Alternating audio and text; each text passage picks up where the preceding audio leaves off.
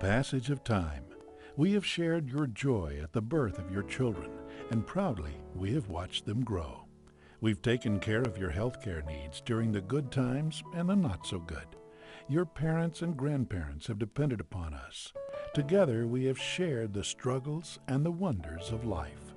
At Oktibbeha County Hospital, we are celebrating 30 years of being your lifelong choice in healthcare.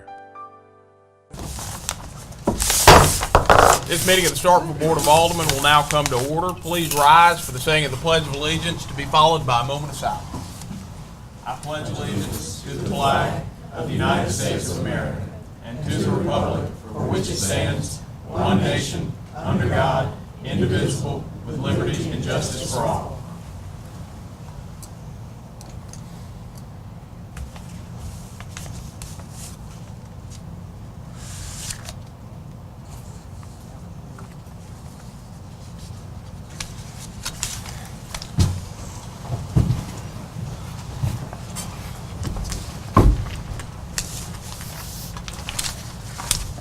You have before you a copy of the modified written agenda. Are there any proposed revisions to the agenda as written? Mr. Mayor, may I be recognized? Alderman Perkins.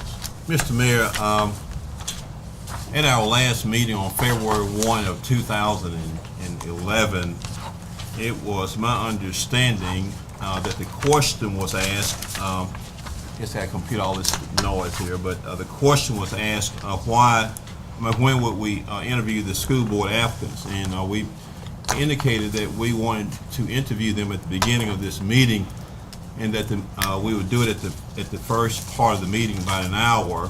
And I get my packet on Friday or thereabout, and when I get the packet, the agenda is set up contrary to what I thought that we wanted to do. Now, what should have happened is I think the directive from the board was that that the interview should have been at the beginning of the meeting.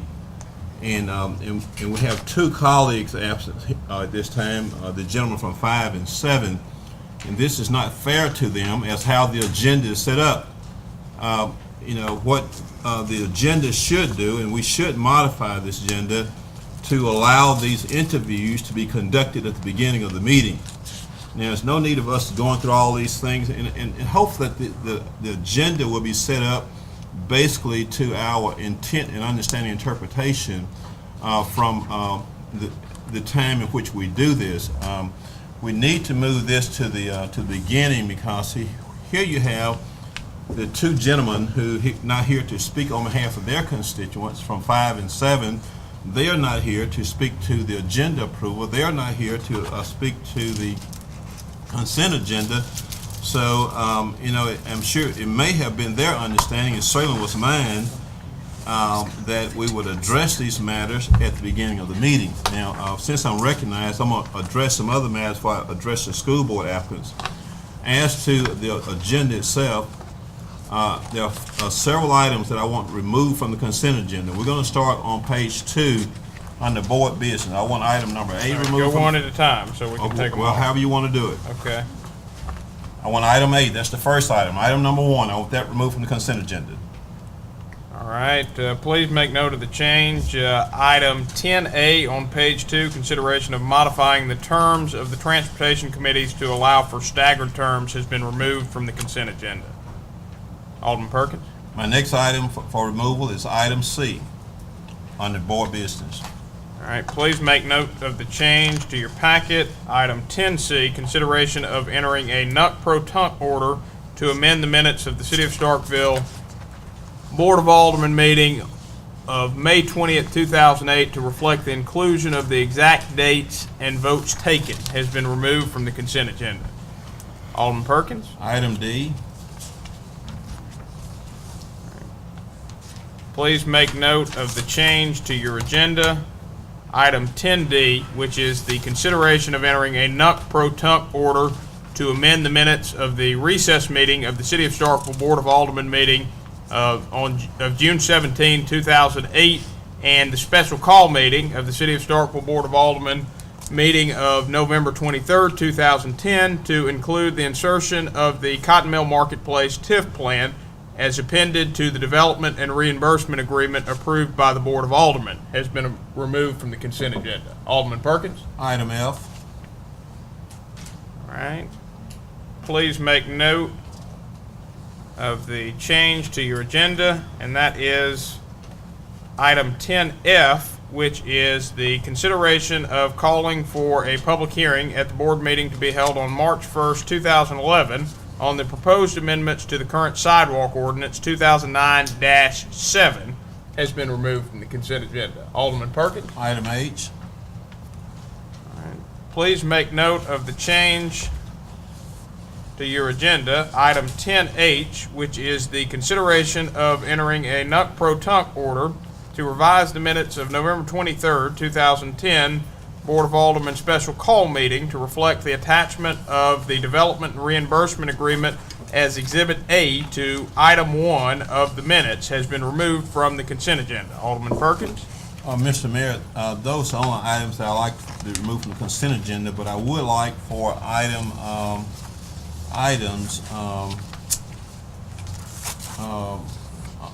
Roman numeral 7A under public appearances, and these are related in the matter of board business, and I'm going to say them both at one time. Board business, Roman numeral 10I to be removed after we approve the agenda, because the first part, the public appearances, deal with the interviews, and I like for the vote to go ahead and take place after that, so we can go ahead and get done with that.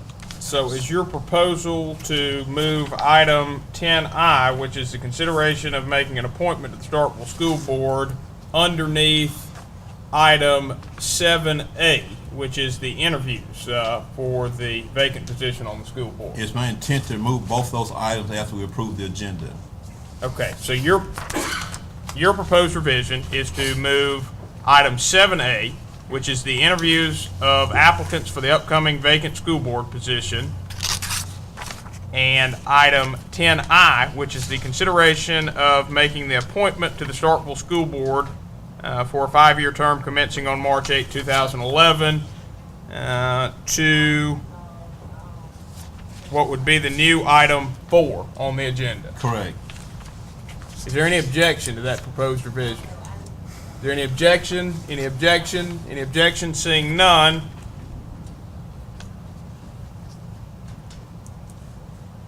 Items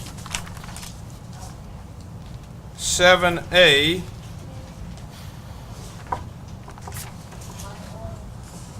and item 10I have been moved from their original place on the agenda to a new item 4 on the agenda, and what was previously item 4 will become item 5, so on and so forth. That's all, Mr. Mayor. Thank you. All right, are there any further proposed revisions to the agenda? Any further proposed revisions? Are there any further proposed revisions? Seeing none, a motion to approve the agenda as revised would be in order. So moved. Motion has been made by Alderman Corey to approve of the agenda as revised. Do I hear a second? Second. Motion has been seconded by Alderman Perkins. Any discussion? Any discussion? Any discussion? Seeing none, all those in favor, please signify by saying aye. Aye. All those opposed, please signify by saying nay. Measure clearly passes. The next matter you have before you is the consideration of approval of the consent agenda. And yes, we do still have some matters that are on consent. Is there any objection to the consent agenda? Any objection to the consent agenda as revised? Any objection? Any objection? Any objection? Seeing none, the consent agenda as revised has been approved. And that will take us to our new item 4, which is the interview of candidates for the vacant position on the Starkville School Board. And first of all, I would like to say thank you very much to each of our 4 candidates that have applied for the vacancy, for your willingness to serve and for your willingness to go through this process. It is not an everyday sort of process where you stand before a public board and have a very public interview. So I thank you for your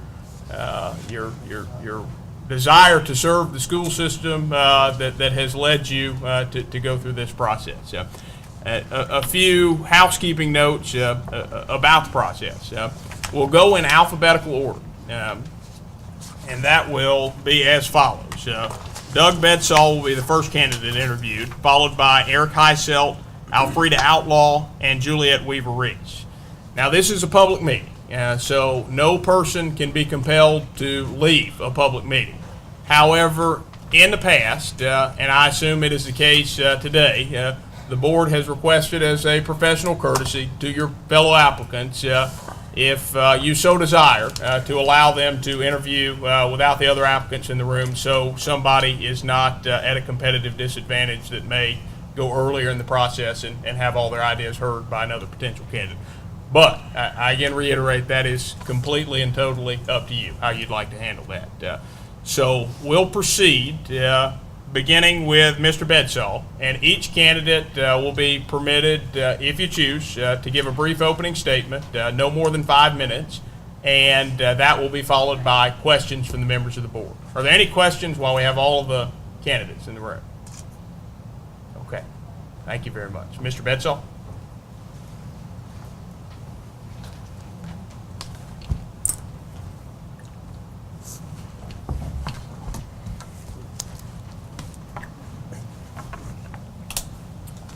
Good afternoon. And do you have any introductory comments you would like to make? I would like to speak briefly. Yeah. Thank you for having me here today. As Mayor mentioned, I do desire to serve on our local school board. I desire to see the greatest things that can happen for my local students, and I want to work to make that happen. I'm here not because I have an issue with the current school board. I'm not here because I've been passed up for other things or been overlooked on other issues. I'm here because I want to look forward. I see where our district is. I've been in this city for 15 years now, and I've seen where our district has come from. And I'd like to see us go much further and as quickly and as efficiently as possible. I do have some things that I like about our school system. And Starkville Public Schools have great gifted programs, both with Peak and with Viva. And our community in Starkville is very much behind the public schools. We have the benefit of having Parents for Public Schools, Parent-Teacher Association, Starkville Foundation for Public Education, all three organizations working very hard to better our school systems and the students in there. We also have a community that's more than willing to donate time and energy and money into the public schools. Working with some of these organizations, we continuously go out and ask for donations of time and money for student benefit. And the businesses in this town are more than gracious in giving those things to us. So the community here in Starkville is well behind the Starkville school system. There are some things that aren't perfect but are improving, and I'd like to continue to see that. One of those issues, of course, is test scores. That's what most people worry about. How can we get from where we are to where the state says we have to be? We are improving. We're better than we were last year. That was better than the year before, and I want to continue to see us go in that direction. Communication has been an issue with the public schools, and that's one issue that almost every parent will tell you about. But I have seen communication improvements over the last year. The superintendent's roundtable has been initiated. The district and PTA level websites have improved greatly. So this is an effort that's going somewhere, and I'd like to see continued improvement on that. Facilities obviously have been improved with the passing and completion of the bond issue construction, the recent passing of the approval to go ahead with the athletic facility. These are great improvements for the Starkville school system, but we need to go much farther. So I'd say our test scores need a lot more work. Our communication needs even more effort and diligence to get it where we want to be. We want the school system administration to be seen as proactive and not reactive in their communication. Where a lot of times right now parents have a problem and come to the schools looking for answers, where it would have been much easier to put the answers out there first. It's not that the answers weren't there, it's not that the administration wasn't working on the issues, they just didn't let everybody know about it. And I think that's something that we can easily change and be seen as proactive and not reactive. And of course, our facilities have come a long way since I've been here, but I think we can go even further. One of the issues you'll notice, and this has received some discussion, is that in a majority of the school buildings, there aren't bathroom facilities for men. Now, for fathers like myself who like to visit their children in schools, who like to participate in activities at the schools, it places us in somewhat of an awkward situation. That'd be a fairly simple, easy fix. Should have been addressed in the recent bond issue construction, but it wasn't. And we can move past that and build for our future. So in the end, I'd like to say, I like a lot of things that our schools have done. We are currently improving, but I'd like to see us go even farther, and that's what I want to be a part of. Thank you, Mr. Bedsell. We'll now move into questions from the members of the board. Alderman Court. Well, I have two questions, and I plan to ask this of all the candidates. My first question is, what do you see as one of the strengths and one of the weaknesses in the Starkville School District? I know you've touched on that some in your introduction, but just if you don't mind. Okay. As far as strength, I would say that our administration, the assistant and two assistant and superintendents, are both well qualified to do their jobs. I think they know our district, they know the district surrounding ours, so they know what to do to that's best for our children. One of the weaknesses, however, is communicating that to the general public and to the parents involved. One of the issues that I get over and over at PTA meetings and at the roundtable meetings is that those parents don't always know what's going on.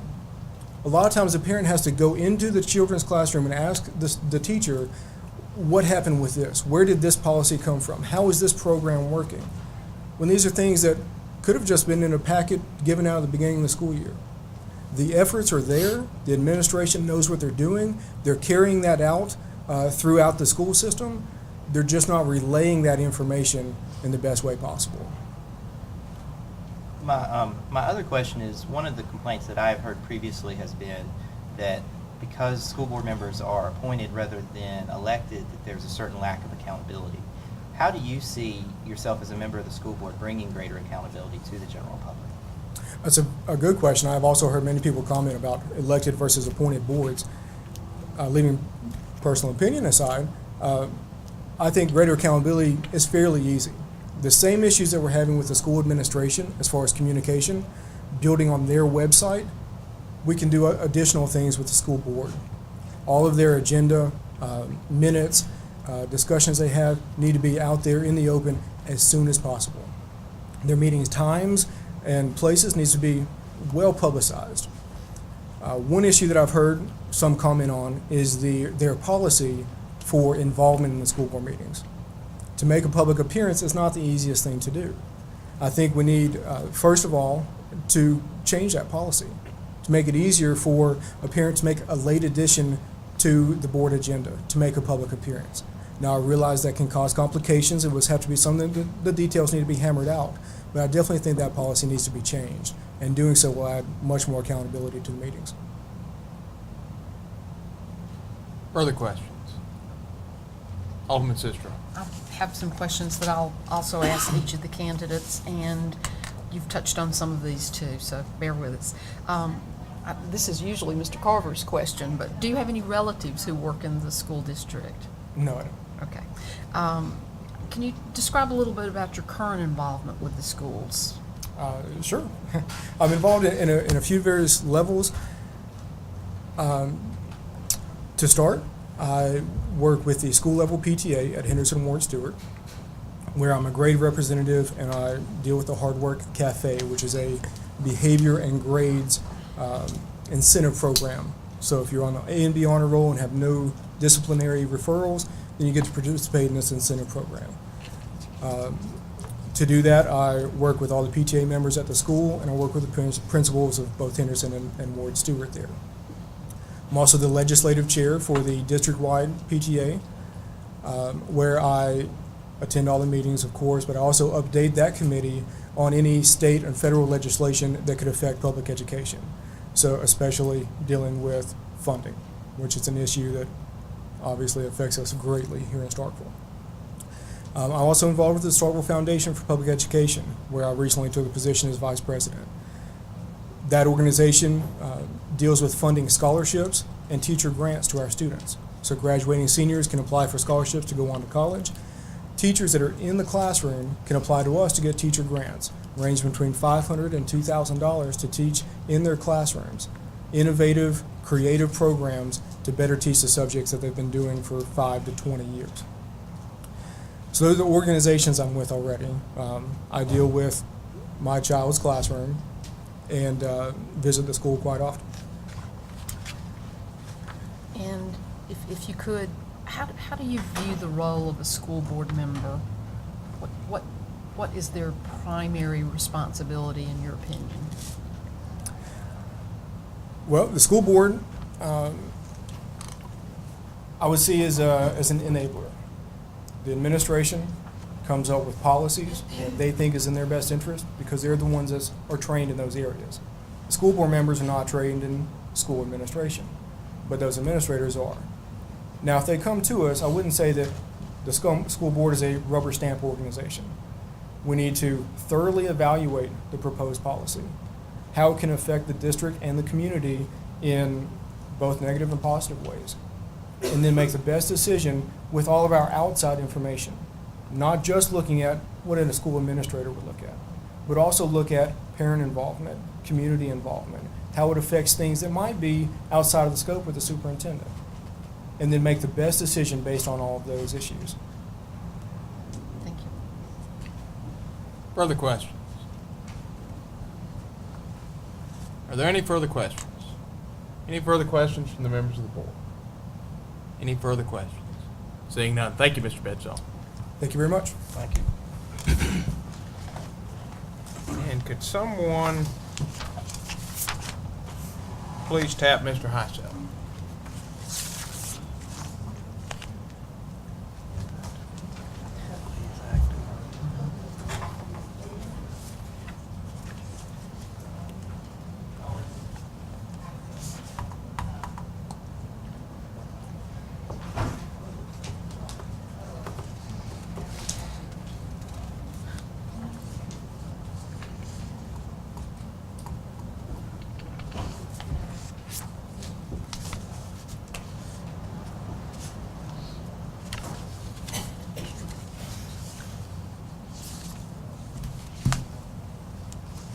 Good afternoon.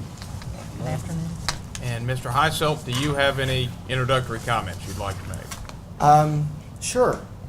My name is Eric Heiselt. I've been here before, but just as a reminder, we are here in Starkville. We moved here about 5 years ago.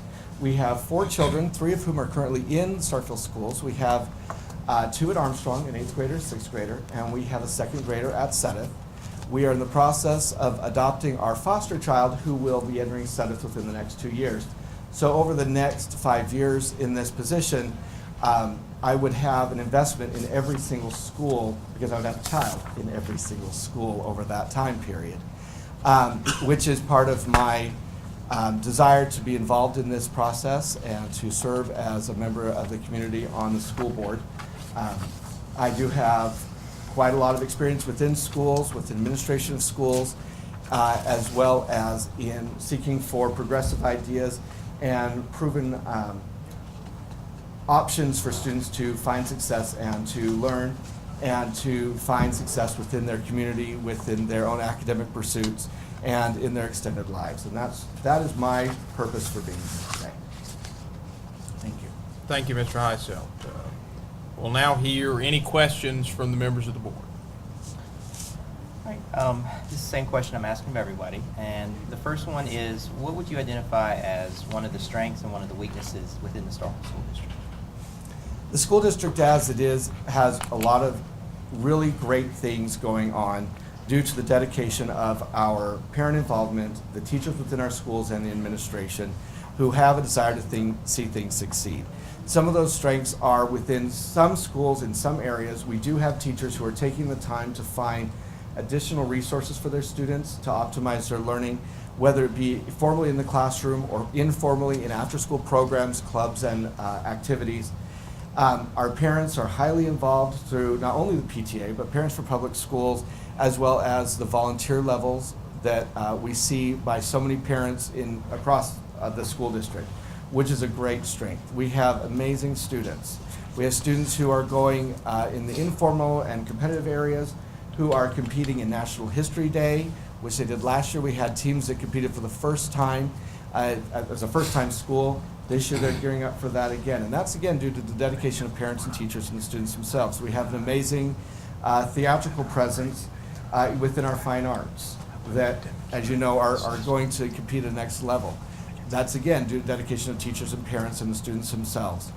Our athletics are going by leaps and bounds. We're seeing success there. So those are all things that are pieces of what is going well. If we had to identify a bullet list, there are definite things going well. There are also challenges that we're facing currently in the schools. In my conversations with administrators, we still have a high absentee rate among a lot of our students. Our at-risk students truly are self-identifying as at risk, and they continue to stay at risk as they have attendance issues. Whether it be children at Sudeth who miss the set-aside reading time on a daily or weekly basis because they're coming into school at 9 o'clock almost every day. That is a concern because that lack of the success in reading will continue through on. That's a challenge we are facing as a community, is making sure our kids are where they can get their success. We have school situations that are questioning the safety of our students. We have students who don't feel safe in our schools due to circumstances that they don't have control of. That's a challenge we need to face. And of course, we have financial challenges. And so those are the, how are we making sure that this money is being spent to truly help students achieve and to find success. So those are some of the strengths and challenges I think we're seeing right now in our school district. Go ahead. My other question is, one of the complaints that I have received is a certain lack of accountability to the public because school board members are appointed rather than elected. How do you see bringing greater accountability to the general public? There's a real dichotomy for some reason in school boards, and I contacted the Mississippi School Board Association because I wanted to see if this is unique to Starkville. There are some unique pieces here. Of your other committees that report to this board, whether it be transportation, sewage, municipal planning, all of them are required to report back to this board, yet your school board is not. How often has the Board of Aldermen called up members of the school board and said, what are the goals? Because the responsibility of the school board is to set the goals for the schools, make sure they're being implemented, help the administration with whatever they need, and to accomplish those things. Then they are, although again we use the word appointed, the school board is truly accountable to this board because they are representing you vicariously on that board to represent your constituency and the people in your community. There should never be a case or a time when a school board is not readily able to be questioned to ask, what are the goals, what are you doing, how are you measuring this, and what's the next step? That entire school board should know. They should know everything that they are seeing in the schools. They should also be accountable to their community. One of the reasons I ran for school board or I applied to be on the school board from the beginning is our first year in Starkville, I attended at my first school board meeting. Dr. Cade Smith asked that the school board have a email or phone number available on the website so that members of the community could contact them about problems. And one of the newer members of the school board, and I'm going to use the word, had the audacity to say, I don't want to hear from these people. A school board member who doesn't want to hear, who refuses to put an email address, who refuses to even have a school board email address that would say something like Eric Heiseld at starkville.k12.ms.us. That's the standard. And yet this school board member said, I don't want to hear from those people. To me, that was the epitome of hypocrisy, that somehow this person had been appointed and no longer was responsible to her community. That's a problem for me. That's when a school board has lost their accountability. In the appointment process, the board is responsibility to this board. You're elected to represent constituencies, and except for one member of the school board, they should be reporting directly back to this board because as city leaders, you're invested in the success of the schools that happen within the city. And your constituents are counting on you to make sure that that's happening. So if you don't have the ability to question the people that you've appointed, then accountability can't exist. So I will put that there are two pieces of that. School board needs to know that they're accountable, and they need to be held accountable in both ways. Further questions? Like Mr. Corey, have questions I'm asking everybody, and you've dealt with some of these in your application letter, but just for the sake of going through this, this is usually Mr. Carver's questions. Do you have relatives working in the Starkville School District? I do not. Okay. You described several things that, with your current involvement in the schools, some of your volunteer activities, are there any you'd like to specifically point out to us today? Both past and present. I've been very involved in PTAs for a number of years. When my now 6th grader was in 3rd grade at the Overstreet Schools, when I started getting more heavily involved. I served as a co-president there, as well as at what was then Ward Stewart. My PTA involvement has been not in a position or elected position the last year or so, just due to the number of things going on. But that I've been able to be in a supportive role when called upon to do that kind of thing. More of what we're doing is, that I've been able to be involved with, is in the informal side. Saturday engineering programs, allowing students to come in on Saturdays to Armstrong, and they work with my graduate students. We develop a curriculum to help them reinforce the math, science, and then bring it into engineering. Also hosting Family Engineering Night at Sudeth. We brought in parents and children. We had over 80 attendees. Parents came in with their children to talk about what engineers do, and they get involved in math and science, and having the opportunity to help coach parents with some ideas that they could do beyond what they're already doing at home to help encourage those things. And then just as a volunteer as needed. The principals have our number, and if they need something, we try to make sure that we are as available as possible within the constraints we have within our own. Thanks. And then you also, in your letter, talk about the role of a school board member. Would you like to make a comment about how you view the role of a school board member?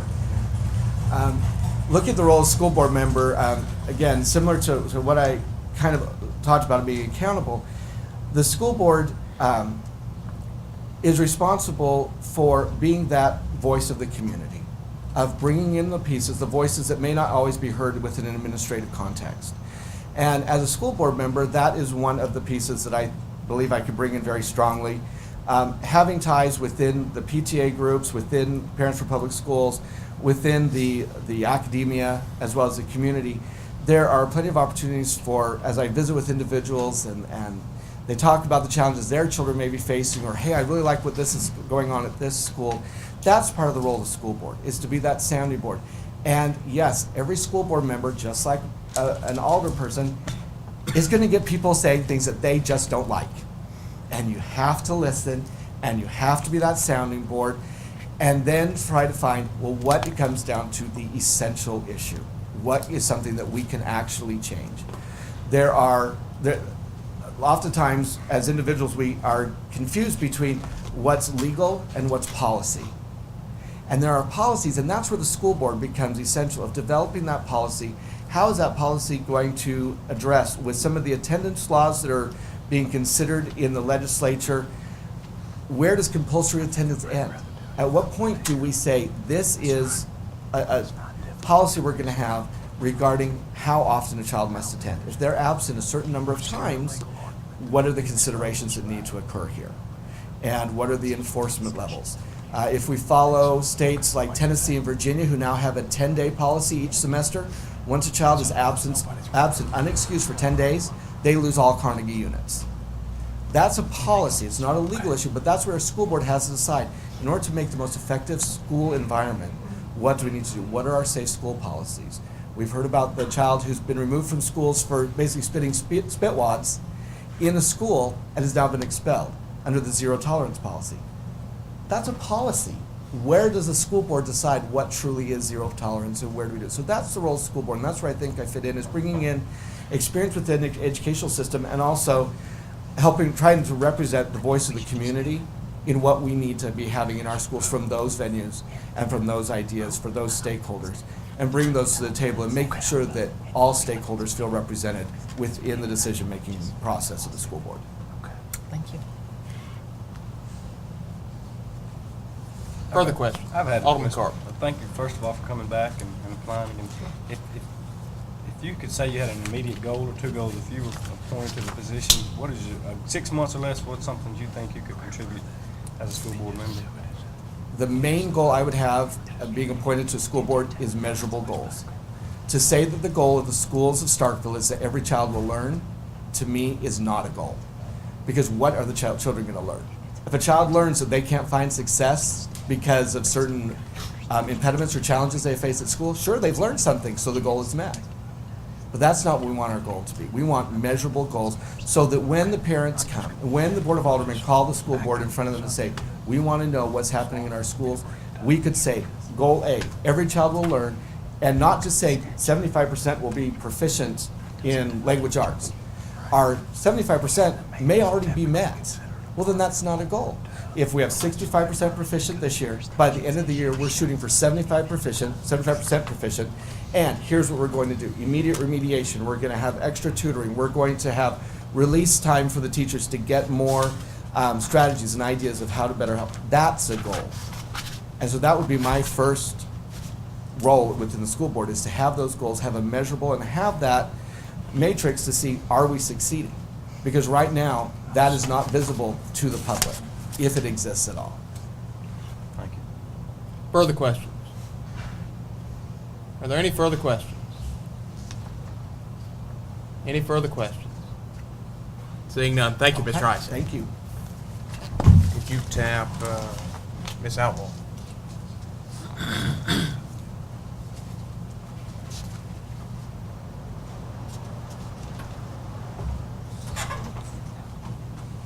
think that's pretty clear.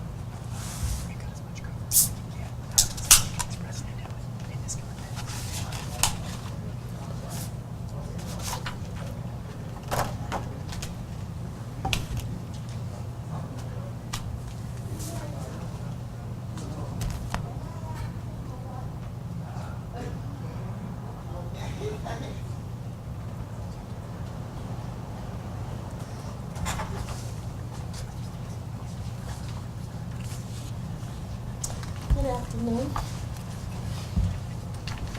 Ms. Outlaw, do you have any introductory comments that you'd like to make? Yes, sir. My name is Alfred Outlaw, and I'm a resident of Starkville. I've been a lifelong resident here. And I work for the Department of Corrections.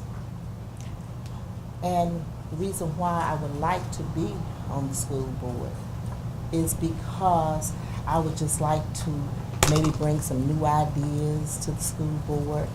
And I think in my letter that I wrote, I talked about the alcohol and drug program. Well, and I know that we are having budget issues with the school board, but in the No Child Left Behind Act, there are provisions where there is money there for grants to be written that would help to strengthen alcohol and drug programs in the school, and plus we can partnership with other agencies that are already in progress here.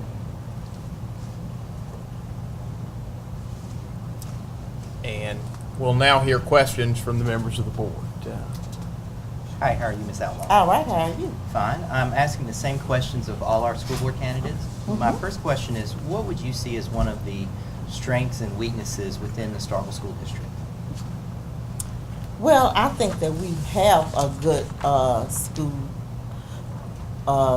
district, but I noticed that we are kind of in the middle, and we need to improve our test scores so we can go further up the ladder instead of maybe kind of sliding down the ladder.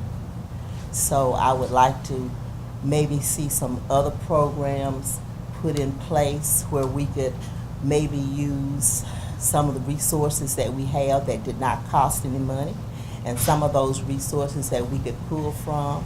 It's our elderly community, that people have retired school teachers and retired college professors that we could use to do further tutoring with our children. My other question is, one of the complaints that I had received is then that because school board members are appointed rather than elected, there's not always the same amount of accountability. How would you see yourself as a school board member bringing greater accountability to the public? Well, I would take this as just as if it was a job, because our children is a great resource. And in order to improve our school, you have to be at the meetings, and you would have to try to bring new ideas to the meetings. And it's just not to come there and sit. I would be willing to go out and actively look for new ideas. Further questions? I'm asking the same question to each of the candidates, to Ms. Outlaw. Do you have any relatives who work in the school district, in the Starkville School District? No, ma'am, I don't think so. No Okay. close relatives anyway. That's good. And I take it that your son has graduated from Yes, Starkville ma'am, High he School. did. Are you currently involved with the schools in any way? Not at the present time, I'm not. And I do plan to get involved whether I'm elected or not. Thank you. And what do you see as the role of a school board member?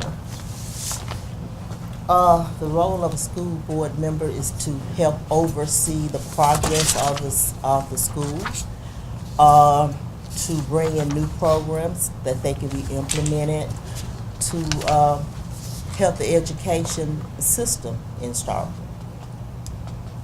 Thank you. Further questions? Are there any further questions from the members of the board? Any further questions? Any further questions? Seeing none, thank you, Ms. Outlaw. Could you tap Julia Weaver-Reese?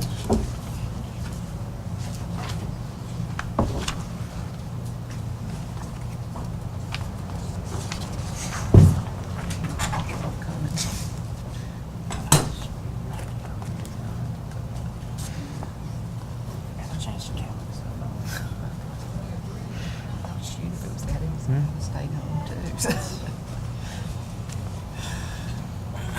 Started to text you.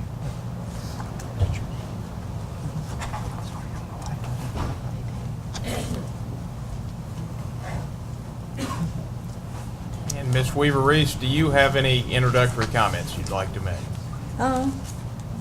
I will. As you know, my name is Juliette Weaver-Reese, and I'm a native of Starkville. I'm usually not nervous, but I'm feeling a little nervous today, so forgive me. But I grew up in Starkville. I went to Starkville High School. I enjoyed the experience. I played basketball for Starkville High and also for Southern Mississippi. Since I've been back in Starkville in 2005, I have been active in the community. I find it not only a pleasure, but a mission to try to serve others in the community. And this is just one way that I want to give back and introduce servanthood and offer some of the skills and capabilities that I have to Starkville District. We'll now hear questions from the members of the board. Hi, how are you today? Great, thanks. I'm asking the same question of all our candidates. My first question is, what do you identify as some of the strengths and weaknesses within the Starkville School District? I think the strength I have is people. It'll always be people for me. I think relationships are key and ideal. Another strength that I see in reference to how the Starkville School Administration and the public operate is that availability. I enjoy the fact that parents are able to come in and have accessibility to the administrative staff as well as their teachers. And I think the quality of education that Starkville Public School offer is almost second to none, especially in this geographic area. If I had to look at weaknesses in reference to the school district, I'm not really crazy about the A-B schedule. And one of the reasons, because I'm in and out of the schools a lot, I think that I've talked with several kids because of snow days who may not have been to their B class for several days because of weather. And that makes it unfortunate for the teacher to impart into the student what they need, as well as the student who's trying to hold on to a passing grade. I think the only other negativity, if you want to call it that, would be now that our schools have separated and we have what I call the alternative school versus the regular schools, I think that we need to put a little more thought into what's happening at the alternative school to make sure that the kids that are there are not necessarily targeted as problem kids, but afford them with a change in attitude in hopes that they would mainstream back into the regular classroom sooner. My other question is, one of the complaints that I've received sometimes has been that there is a certain lack of accountability on the part of school board members because they're appointed rather than elected. How do you see bringing greater accountability on the part of the school board to the public? Well, again, it runs back to relationships for me. I think that we have to be more inclusive when it comes to the general public and getting them involved in reference to the school board meetings as well as the issues that are being proposed. It is probably one of the greatest challenges to involve other people because it takes the initiation on their part. But I think if we were to become people-oriented and relationship-oriented, we would then maybe woo some of the parents who are more verbal after a decision is made to come before the decision is made, and then there will be a smoother transition for what's being agreed upon. Further questions? I'm also asking the same questions of everyone. The first one is one that Mr. Carver frequently asks. Do you have any relatives who work in the Starkville school system? Any close relatives? I have a cousin who works at the high school. And I understand you have children in school. Could you comment a little bit about your current involvement with the schools, either on a personal level, or you mentioned something that indicates you have a professional involvement? Yeah. I have a daughter who graduated from Starkville High School in 2008. She's now a junior at Southern Mississippi. I have currently a 13-year-old who is a straight A student. She's been making A's since she's been in school. She plays volleyball, she plays basketball. She is on the student council, very involved in making decisions and being an independent young lady. So I'm very proud of her. I'm very involved in reference to their games. On a professional level, I work with community counseling. I run their crisis program. So I am in all the schools in the Starkville area, and I see some of the more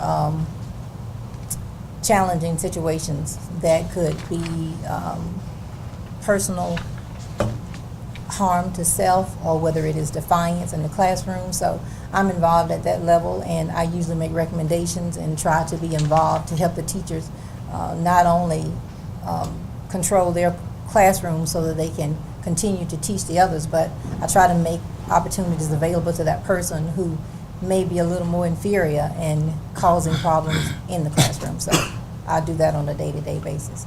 Thank you. And my last question is if you could just comment as to what you see as the role of a school board member. I think the role of a school board member is to keep communication open and available to the public. I think that we are servants to those who have children and concerns. I think that a school board member should always be available to hear not only the positive but the negatives. And I think that a school board member, more importantly, should be able to bring those concerns before the meeting, even if the decision is not to appease everybody. Thank you. Further questions?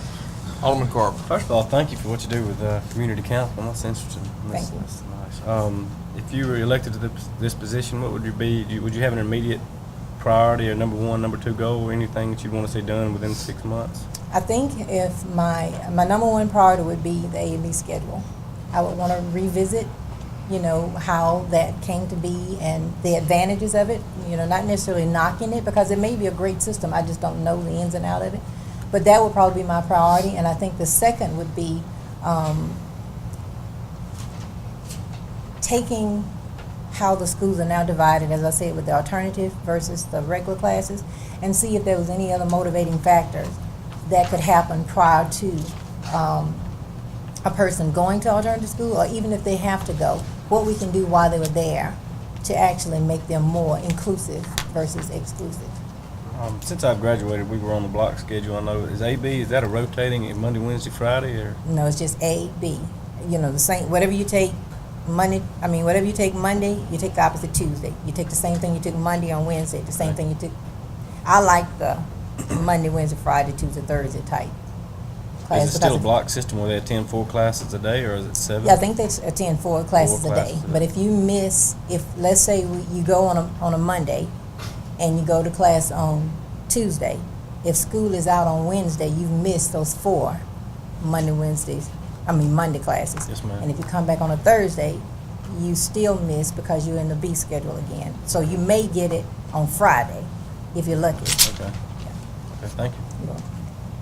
Further questions? Are there any further questions from the members of the board? Any further questions? Any further questions? Seeing none, thank you, Ms. Weaver-Reese. Thank you. Could you invite everybody back in? We'll give everybody, all of our candidates, a moment to re-enter the room, and then we'll proceed with our... all right, and that will carry us to the consideration of making an appointment to the Starkville School Board for the 5-year term commencing on March 8, 2011. Discussion. Alderman Sistrunk. First, I'd like to thank each of the candidates for putting your name into the pool of applicants. It's not an easy thing to do. We truly appreciate your involvement currently with the schools, and we know that you'll continue to be involved with the schools. Each one of you brings something unique to the job. Each one of you would be an excellent appointment. I would like to move that we appoint Juliet Weaver-Reese to the school board term. That is, and I'm looking for the proper language for the motion. Move approval of Juliet Weaver-Reese to fill the vacant position on the Starkville School Board with the term to commence on March 8, 2011. Alderman Sistrunk has made a motion to appoint Juliet Weaver-Reese to the Starkville School Board for the 5-year term commencing on March 8, 2011. Alderman Sistrunk, is that your motion? It is. Do I hear a second? Second. Motion has been seconded by Alderman Perkins. Alderman Sistrunk, do you wish to speak on the merits? No. Discussion. Discussion on Alderman Sistrunk's motion. Do I hear any discussion on Alderman Sistrunk's motion?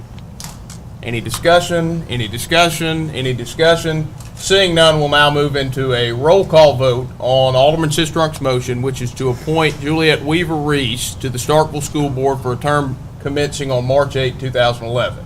Please answer yea, nay, or abstain as the city clerk calls your name. Alderman Carr, Nay. Alderman Sistrunk, Yay. Alderman Parker, Nay. Alderman Corey, Nay. Alderman Perkins. Yay. By a vote of 2 in favor with 3 against, this measure fails. We'll now move back into general discussion on the consideration of the appointment, and I believe Alderman Corey, you had raised your hand to be recognized previously. Do you still wish to be recognized? I do. I do think we do have 4 excellent people here, and I'm glad that each of you took time to apply for this position. I wish actually we could appoint all 4 of you to this position. But that said, I would move that we appoint Eric Heisel to the position of school board. Alderman Corey has made a motion to appoint Eric Heisel to the Starkville School Board for the 5-year term commencing on March 8, 2011. Alderman Corey, is that your motion? It is. Do I hear a second? Second. Motion has been seconded by Alderman Parker. Alderman Corey, do you wish to speak on the merits? I do not. Any discussion? Any discussion? Any discussion? Any discussion? Seeing none, we'll now move into a roll call vote on Alderman Corey's motion, which is to appoint Eric Heisel to the Starkville School Board for the term commencing on March 8, 2011.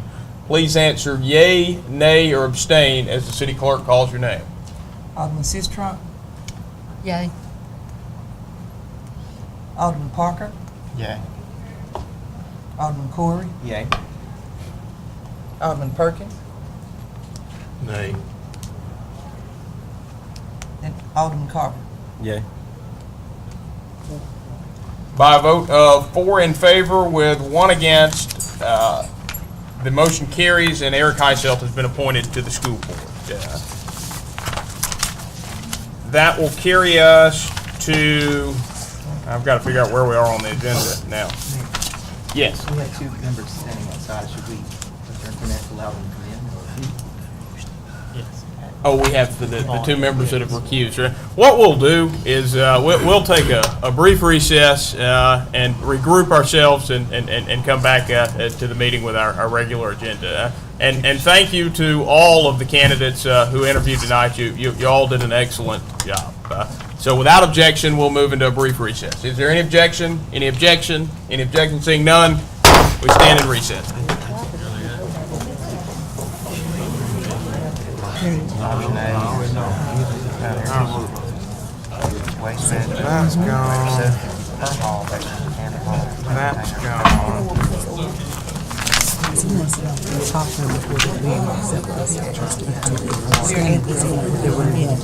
So that, to me, right now, That's the only thing you can. so we need to have it on the next agenda? All right, do we have everybody? Yes.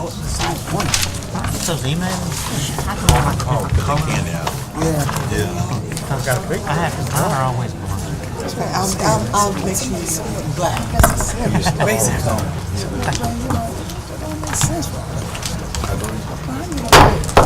Meeting will now come back to order, and we'll pick up with our agenda now, and just to explain to everybody where we've been and where we're going. And for those of you following your original agenda, the item that was originally listed as item 7A under public appearances was moved to create a new item 4, along with what was previously item 10I. That was the interviews and appointment of the newest member to the Starkville School Board.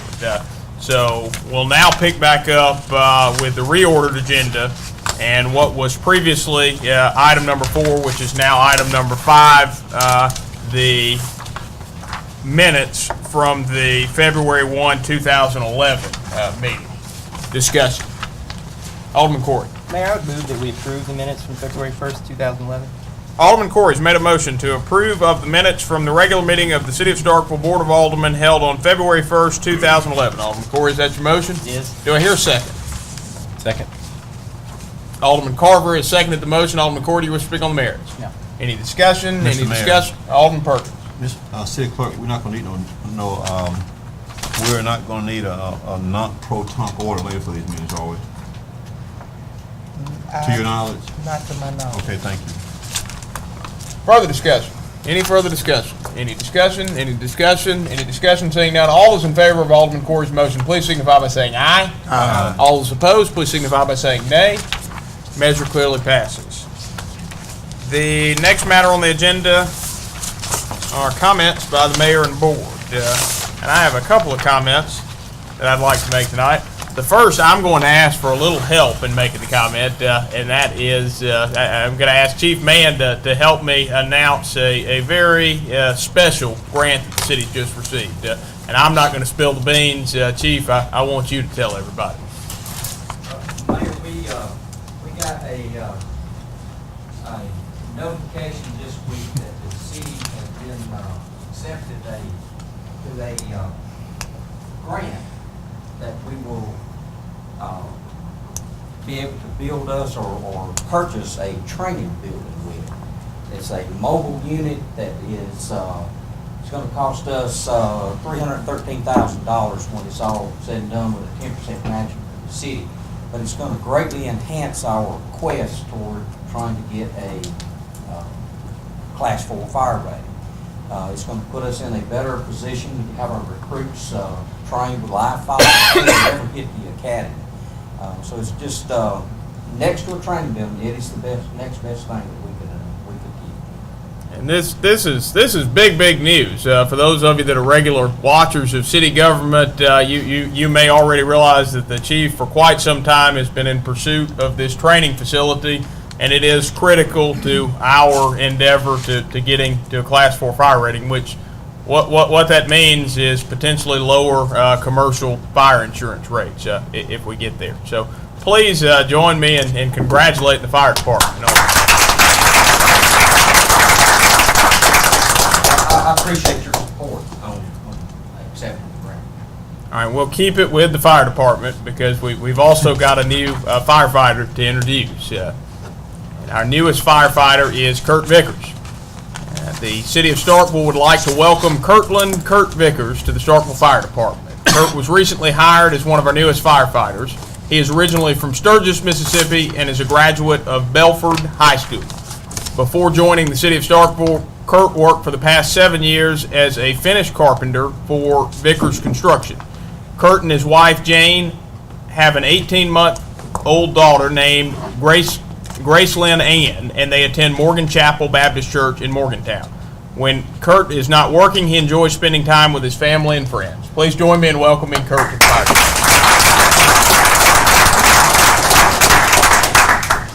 And I have no further comments this evening. Are there any comments from the members of the board? Any comments from the members of the board? Are there any comments from the members of the board? Any comment? Seeing none, we'll now move to citizen comments. And any citizen wishing to make comments this evening may do so by coming forward and introducing yourself, and you'll be recognized to speak for a maximum of 3 minutes. Do we have any citizen comments?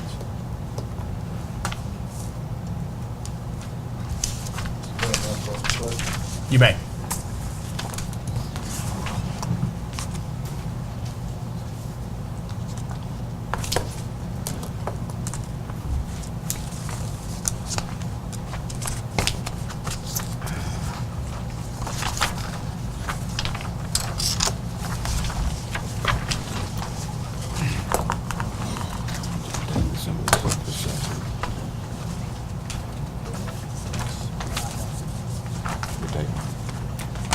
Okay, and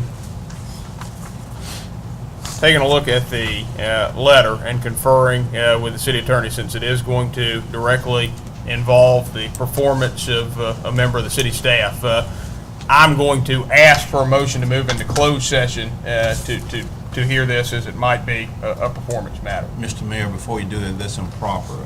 Let the gentleman be recognized and give his name. If he goes into performance, you're predetermining what he's going to say. You can't deny this man his First Amendment right to free speech. This is an open meeting. This is democracy. This is open government.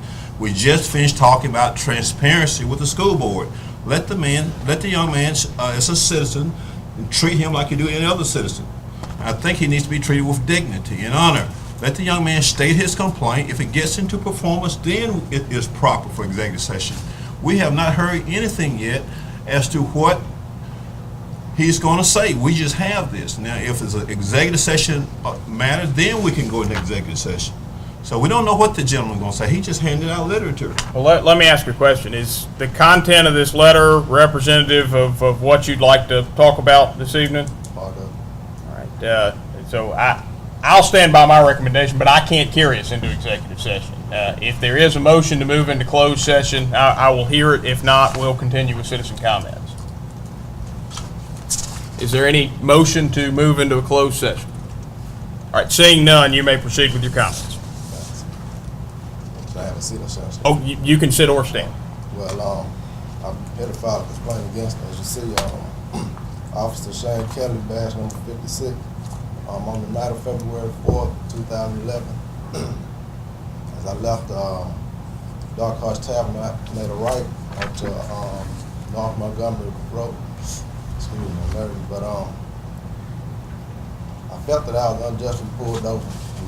And after he pulled me over, he told me that he pulled me over for swerving across the line three separate times.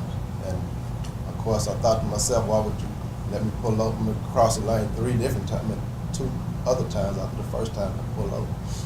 Well, pulled me over and I was taken arrested for suspicion of DUI, and I was brought in under custody and took further tests, and where I was put on arrest for DUI. And upon getting out of jail, out of custody, I learned from a friend of a friend, as you can look on that back letter, that Officer Kelly's been pretty much bragging that he's been giving out DUIs. Me as being a citizen, think that why are we paying Officer Kelly to be posting on messages on his Facebook while at work? And I would like for the members of the board to put this under investigation, so this would not happen to me or any other citizens of Starkville, Mississippi. And have you previously informed the police department Yes, sir, I have. of this? Okay. Yes, sir, I have. I'll do is I'll see to it that there's an internal investigation, and you'll be issued a finding of fact after the internal investigation is made on the matter. Do we have any questions, comments from the members of the board? All right, seeing none, thank you. Appreciate it. Further citizen comments?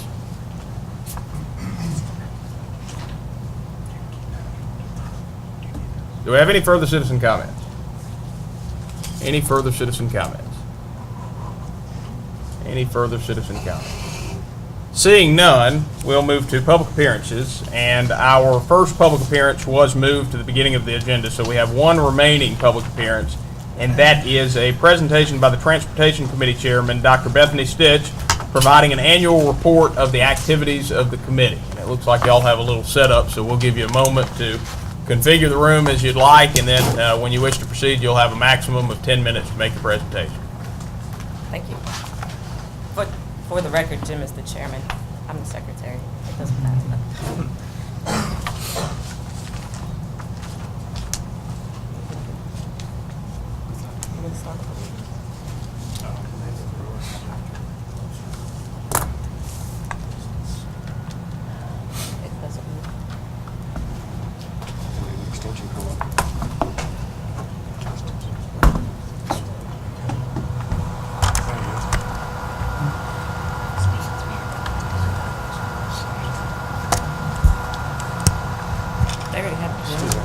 Jim, they already got it. They've already got it. You already got it.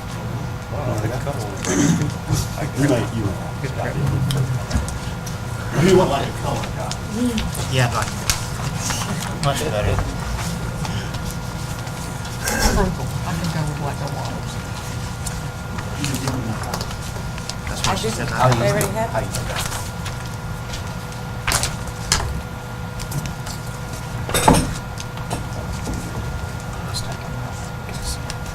Thank you. We wanted to give all of you an update on what it is the Transportation Committee has been doing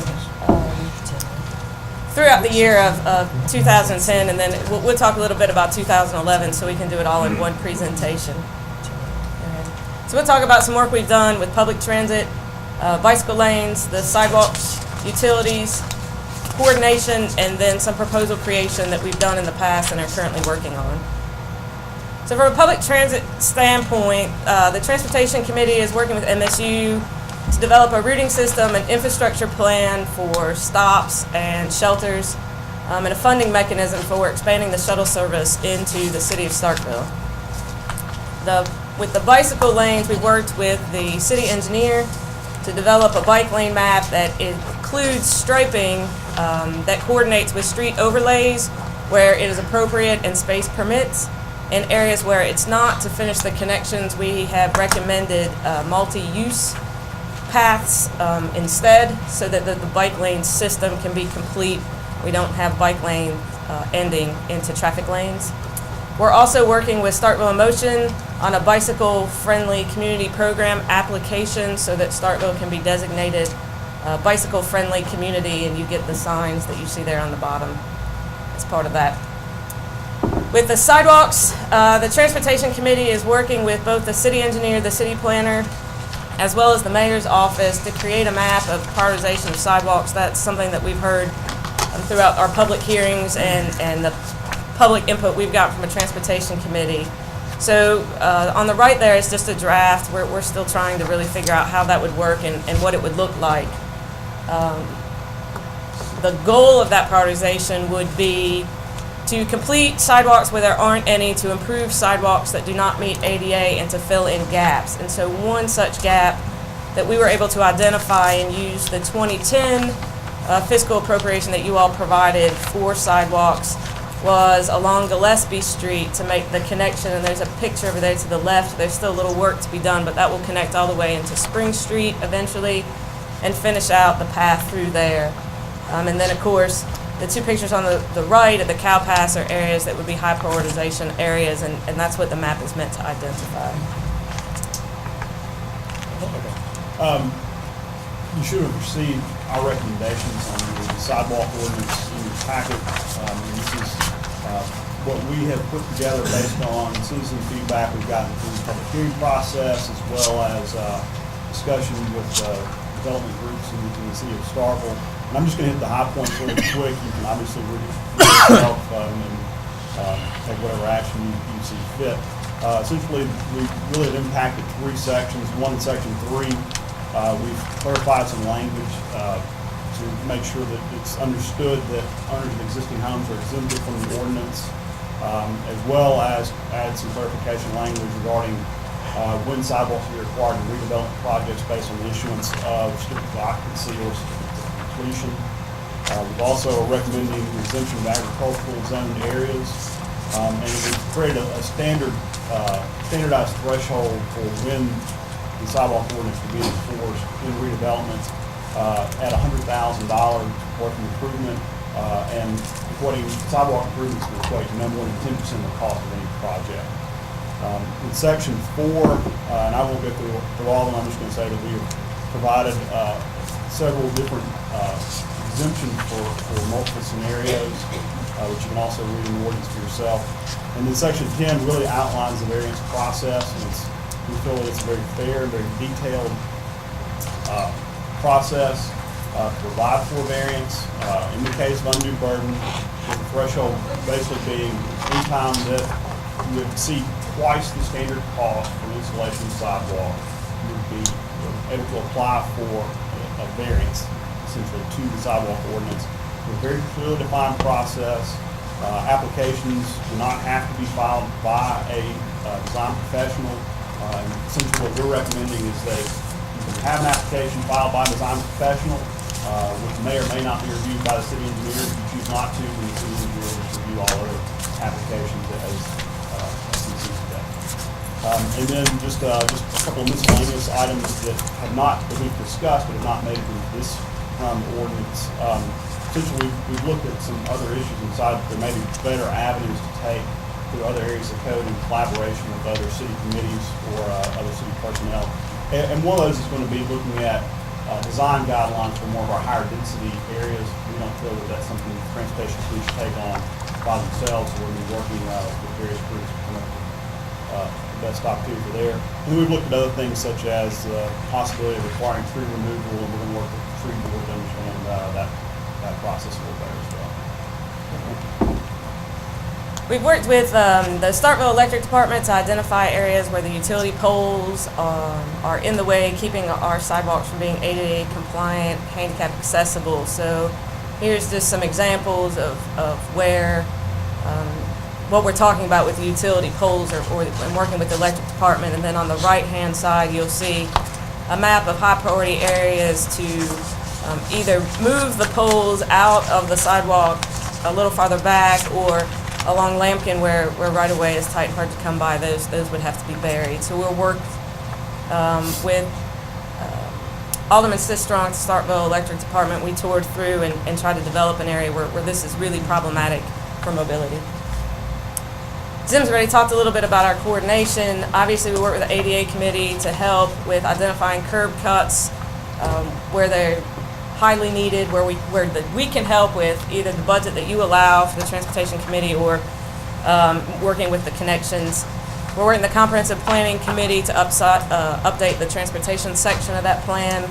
Jim's talked about the tree board, the preservation of the trees whenever possible during sidewalk construction. The historic preservation committee, we've been in discussion about sidewalk repair and sidewalk installation in the historic neighborhoods to make sure that they're consistent with historic character and what that would look like. The MSU Transportation Department, this is not just the shuttle system, but coordinating the linkages, automotive, pedestrian, cyclist, and the transit itself. So making sure that we don't have sidewalks that end at the MSU border and they don't have sidewalks that end, that the city infrastructure is seamless with that of the university. The safe routes to schools, we've worked with both the city engineer and Starkville in Motion about the Whitfield installation and have tried to offer support there where we can. And then the Municipal Complex Committee, in particular, Mr. Turner is very concerned that whatever we come up with out of the Municipal Complex Committee, that it is ADA compliant and multimodally accessible. From a proposal creation, as you all know, we did the $20 million Tiger 2 proposal to USDOT and HUD that was not funded.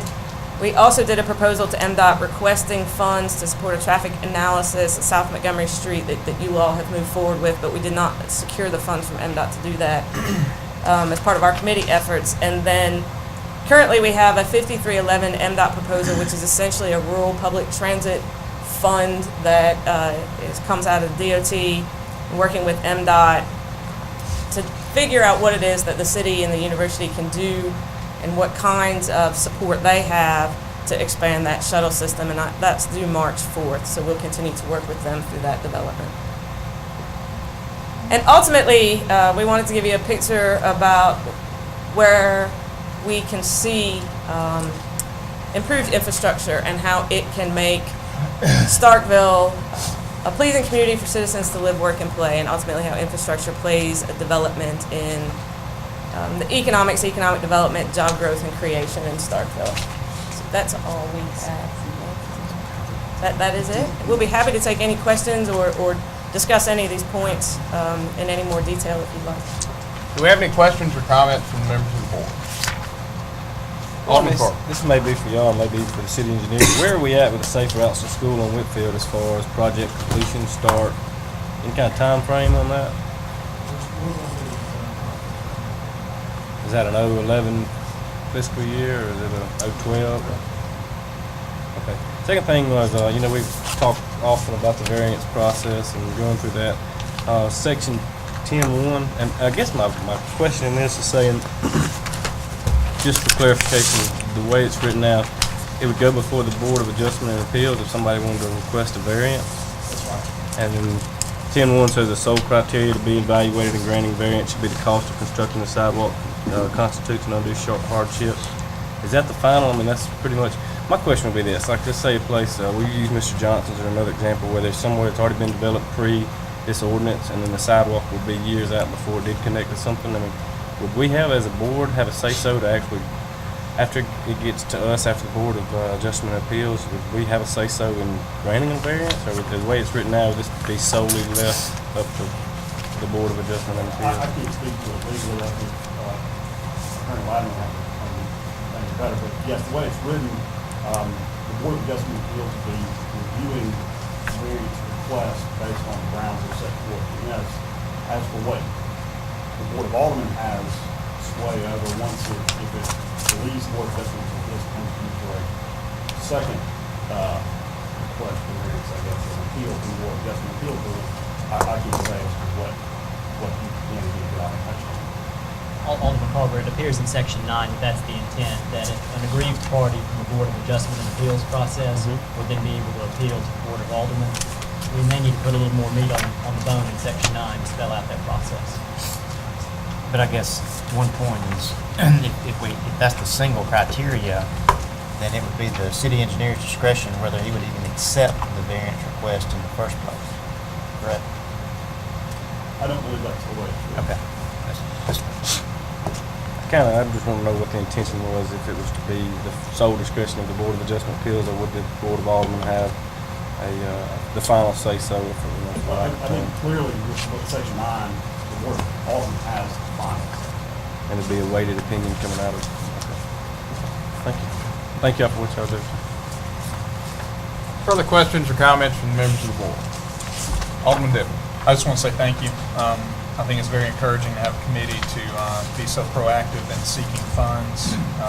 Obviously, these are highly sensitive areas, and I really do commend you for everything that you've done in helping this be a public process. So, thank you. Further questions or comments from the members of the board? Any further questions or comments? Mr. Mayor, let me just briefly say, I have always basically thanked members of the board-appointed committees, but one thing I just want just to say, just for something we can consider now, maybe think about later, I would like to see, this is just food for thought for later, I like to see the board's dormant infrastructure committee to get back active again. It was very active the last term, and I would like to see that committee being the point committee for infrastructure. I would like to see some organizational change where the infrastructure committee be the committee that brings these infrastructure matters to the board, whereby the Citizens Transportation Committee could report to the infrastructure committee, just like with the board appointed municipal complex committee, whereby the three of us, I think it was Alderman Dumas, Corey, and you and myself, the Citizens Committee report to us, and we bring it to the board. And just throwing it out there, since we mentioned it, that nothing we have to decide tonight, but at the same time want to thank any person who volunteered. But I like to see this, our infrastructure committee, which I think consists of the gentleman from 1, 5, and 7, because there are a lot of infrastructure needs, and the two groups can work very well together, and that the Citizens Committee can report to the Infrastructure Committee, and they can bring matters to this board, but they still can interact, and we still can have the Transportation Committee come forward. Just want to throw that out since that was brought up tonight. Nothing we need to decide. I just want to make those comments. Further questions or comments? Any further questions or comments? Any further questions or comments from the members of the board? Seeing none. Thank you, Mr. Gafford and Dr. Stitch.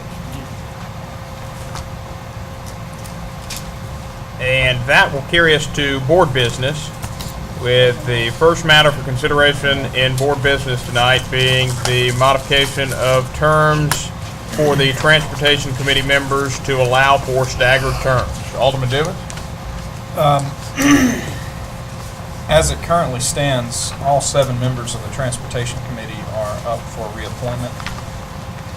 And as we looked at not only the Transportation Committee, but there are a couple of other committees who have a wholesale reappointment at the same time. And I think it was everyone's thoughts, personally, I think it's best to not let all committees of a committee go up for reappointment at the same time, so that a staggered term can help with the unification of that committee and moving things forward. So what happens with the Transportation Committee is that with the 7 terms, there was as you see on the back of this sheet, it was determined that what they would like to suggest is Wards 2, Wards 4, Ward 6, which are the even numbers, would go up for reappointment this year. That's 3 positions. And then next year, 2 of the odds years would go up for reappointment, and then the year after, the remaining 2 would go up for reappointment or appointment. And so that way, at any given time throughout the term, there is a quorum that is held in the event that those positions aren't filled immediately, so that the committee can continue to meet and do business. So the terms, as you see, are staggered from 3-year terms for each committee member, and I personally think this is a good model. As for example, you can look down and see that Solid Waste and Recycling Committee, we're fixing to have to reappoint every one of those positions at the end of this year. So I think this is a model that could help in a number of ways in how we stagger these. So with that, I move approval of modifying the terms of the Transportation Committee to allow for staggered terms as recommended by the Transportation Committee. Alderman Dumas has moved approval of modifying the terms of the Transportation Committee to allow for staggered terms as recommended by the Transportation Committee. Alderman Dumas, is that your motion? It is. Do I hear a second? Second. Motion has been seconded by Alderman Sistrunk. Alderman Dumas, do you wish to speak on the merits? I do not. Any discussion? Any discussion? Alderman Perkins. Yes, sir. Mr. Mayor, very briefly, I asked for this matter to be moved off the agenda. I have no opposition to this matter as long as that we're not giving this Transportation Committee any preferential treatment here. But if we're going to move to this as a citywide policy, whereby we're going to do other appointments once they come up, then I think that would be the proper way to proceed. So if that is the thought process with this board, then I certainly have no objection to having staggered terms. And hopefully when the next set of appointments come up for any other board, agency, or commission of the city, that we will likewise give staggered terms to hopefully provide for the same level of continuity. So I'll support the motion and vote in the affirmative. That is the understanding of the intent of the majority of the board. Further discussion? Any further discussion? Any further discussion? Any further discussion? Seeing none, all those in favor of Alderman Dumas's motion, please signify by saying aye. Aye. All those opposed, please signify by saying nay. Nay. All right, I'm going to divide this one. All those in favor, please signify by raising your hand. All right, I have Sistrunk, Corey, Dumas, and Perkins in favor.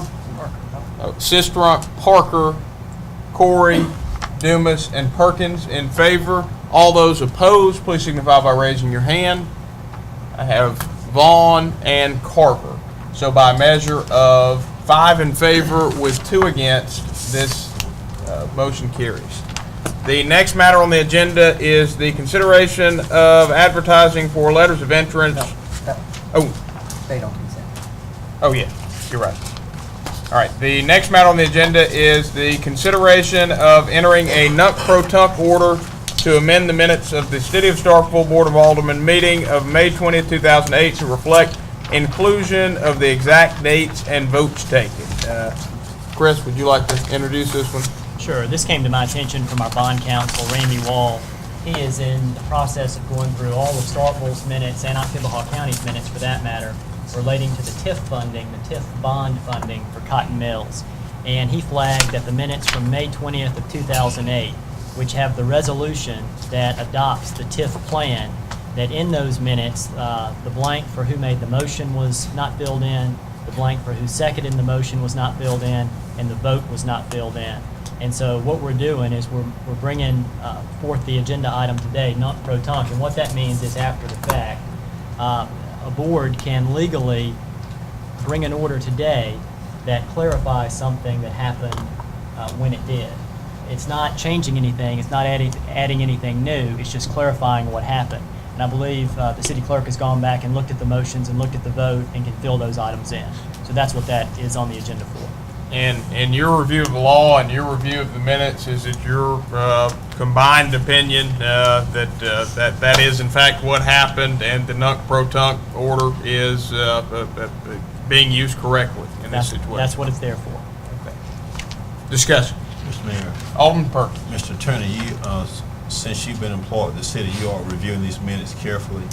I am, and of course, these minutes predate my employment, but I do review them carefully. Yeah, that was I my sure question. And actually they predate, but my question, are you reviewing them now, since you've been on? Oh, absolutely. Right, and let's make sure that we review them, because I heard your legal opinion, I'm aware of the law on this, but I don't like going back and trying to include things that just to legitimize things. So let's try to make sure that we look at the legality, not only on the minutes, but on everything. So, and let's get an explanation on each one of these. Thank you, Mr. Mayor. Yes, sir.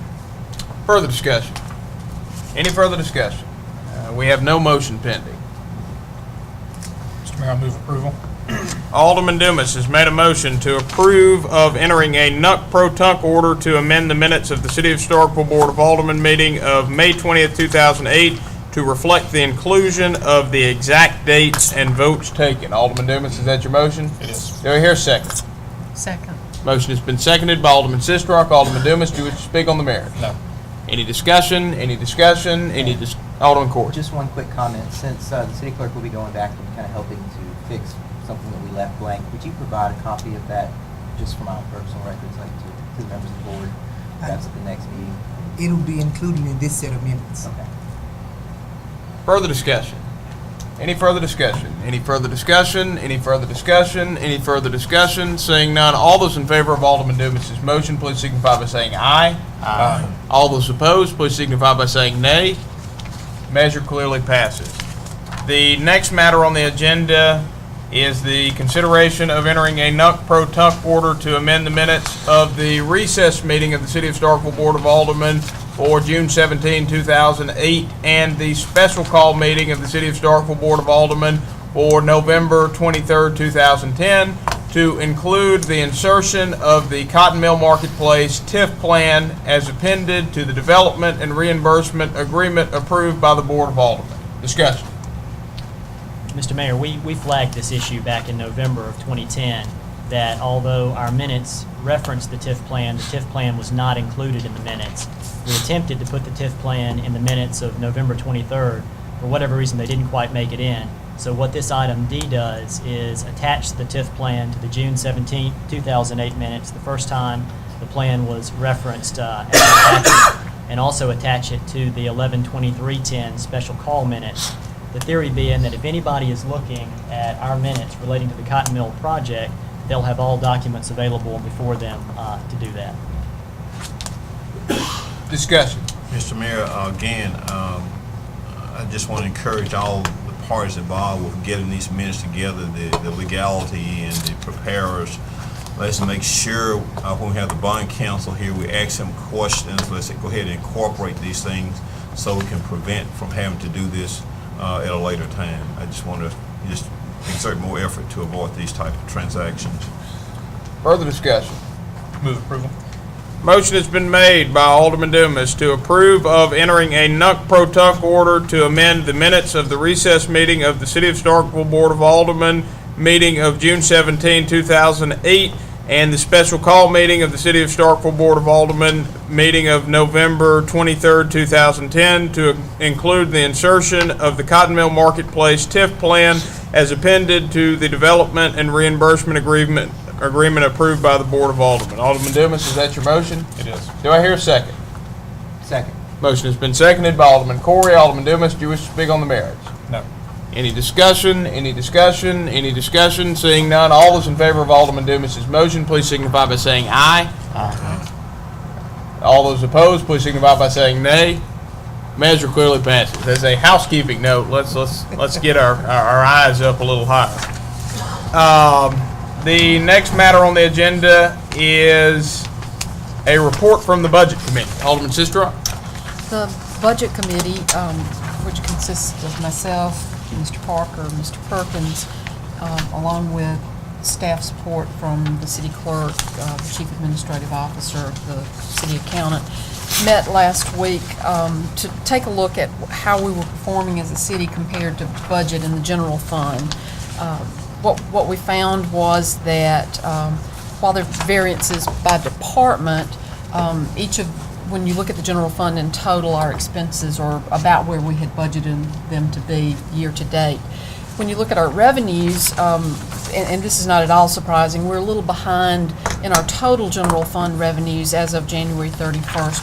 And that's primarily because ad valorem taxes are paid toward the end of the calendar year, first part of the 2011 calendar year. There's a settlement period between the time that it's collected and the time it's remitted to the city. The good news is that our sales tax revenue, which is our single biggest revenue item, is just almost spot on where we budgeted it to be. So that's very encouraging. So that's where we were with financial performance. The other thing that we talked about as a budget committee was the probability of a budget amendment to address some issues with under-budgeting travel for the Board of Aldermen and for the mayor.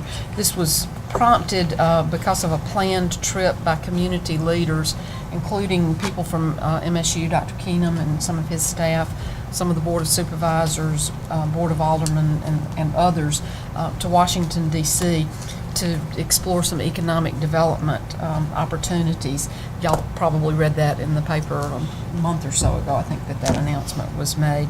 As a result of looking at what we had budgeted for travel, we find that we did not budget for that kind of travel, and we also had under budgeted some standard travel that we do each year to the Mississippi Municipal League Conference. So the other thing that the Budget Committee is going to do is recommend a budget amendment. And if I may, can I make that motion? You may. I move approval of the budget amendment as recommended by the Budget Committee to address travel by the mayor and the Board of Aldermen, increasing the mayor's travel line by $2,500 and the board travel line by $8,000. These funds will come from the contingency fund.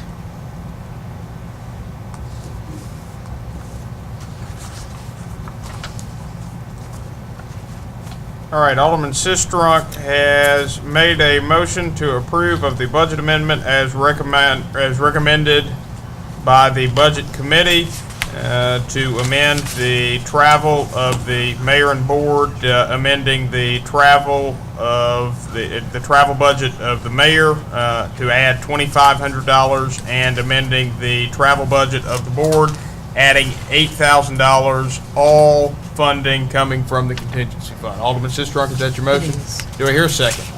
Second. Motion has been seconded by Alderman Dumas. Alderman Sistrunk, do you wish to speak on the merits? I would like to note too that when we discuss this in the Budget Committee, we feel it's important that the Board of Aldermen be represented, but we limited the number who might make that trip to a maximum of 2. So we're trying to keep the costs at a minimum and provide representation from the board. Further discussion. Alderman Parker.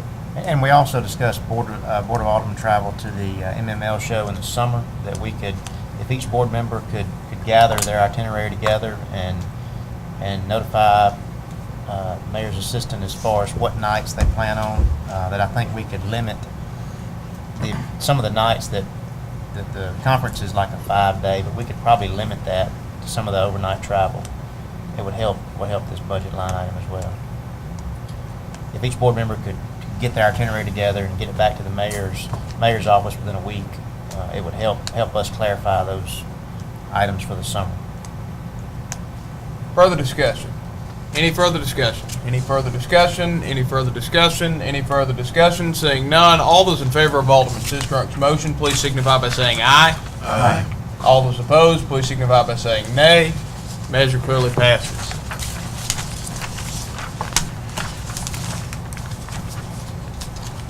The next matter on the agenda is the consideration of calling for a public hearing at the Board of Alderman meeting to be held on March 1st, 2011 on proposed amendments to the current sidewalk ordinance 2009-7. Alderman Dumas? As was presented by the Transportation Committee, their recommendations have been set forth on the variance process and some changes to the sidewalk ordinance. And those are in the attached revised ordinance to your to the public appearance section of the agenda. And I'm not going to go through those in detail, but as we all know, we've gone through several public hearings already about the sidewalk ordinance, and this again is just this committee delivering on the request that we had to this committee to deliver a variance process and do that through the procedures that they did. And so I don't want to go through the details of that, but it's orderly, or I think it's timely to enter into a public hearing process so that we can hear the public's opinion, obviously, and work out the issues of what the details are and should be. So with that, I move approval of calling for a public hearing at the board meeting to be held on March 1, 2001 on the proposed amendments to the current sidewalk ordinance 2009-07. Alderman Dumas has made a motion to call for a public hearing at the regular meeting of the City of Starkville Board of Alderman to be held on March 1st, 2011 for the purpose of amending the sidewalk ordinance 2009-07. Alderman Dumas, is that your motion? It is. Do I hear a second? Second. Motion has been seconded by Alderman Sistrunk. Alderman Dumas, do you wish to speak on the merits? No. Any discussion? Alderman Perkins? Mr. Mayor, I was looking at this handout here where it says the Transportation Committee will be providing recommendation for amending the sidewalk ordinance. So tonight I heard that the variance, I think that's something we've heard for the last several months. Is that something new that we're going to be looking at for amendments to the sidewalk ordinance? The variance process they discussed tonight, I believe, is different than what has been discussed previously. But that's the concept that we're going to be looking at. That's the amendment that they want us to consider. That's the only thing at this time. Yes. Well, no, there's a couple of things that were shown, and I don't have that slideshow, but there were 3 sections, I think, just where some language was clarified. But as far as the biggest issue concerned, the variance process, as far as what those variances can and should be, I guess is what the recommendation from the board, obviously. Is there going to be any amendments for this March 1 here for exempting any areas in the city from the sidewalk ordinance, or just what they presented to us? I want to know before I vote on this. No, not geographically. And those variances, their recommendations are clearly stated in what they've presented as far as the board packet is concerned. So they're there for you to review. So they're all in the packet, and the details of those were touched on in their presentation as well. Further discussion? Any further discussion? Any further discussion? Any further discussion? Any further discussion? Seeing none, all those in favor of Alderman Dumas's motion, please signify by saying aye. Aye. All those opposed, please signify by saying nay. Nay. Okay, I'm going to divide it. All those in favor, please signify by raising your hand. All right, I have 4 in favor: Carver, Sistrunk, Corey, and Dumas. Is that correct? All right. All those opposed, please signify by raising your hand. I have Parker, Perkins, and Vaughn against. So by a measure of 4 in favor with 3 against, this measure passes. The next matter on the agenda is the consideration of entering a nunc pro tunc order to revise the minutes of the November 23rd, 2010 Board of Alderman special call meeting to reflect the attachment of the development and reimbursement agreement as Exhibit A to Item 1 of the minutes. Chris?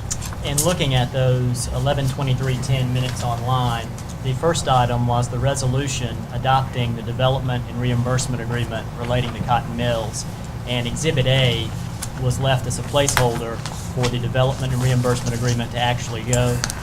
That agreement was in the room during the meeting, but it just didn't make it onto the minutes that made the website. So this is a nunc pro tunc to actually attach that as Exhibit A, the development and reimbursement agreement. Discussion. Mr. Mayor, I move approval. Motion has been made by Alderman Dumas to approve of entering a nunc pro tunc order to revise the minutes of the November 23rd, 2010 Board of Alderman special call meeting to reflect the attachment of the development and reimbursement agreement as Exhibit A to Item 1 of the minutes. Alderman Dumas, is that your motion? It is. Do I hear a second? Second. Motion's been seconded by Alderman Corey. Alderman Dumas, do you wish to speak on the merits? No. Any discussion? Any discussion? Any discussion? Seeing none, all those in favor, please signify by saying aye. Aye. All those opposed, please signify by saying nay. Measure clearly passes. The next matter on the agenda is the consideration of approving a CLG grant application for the Overstreet resurvey with matching funds in the amount of $1,085. Alderman Corey?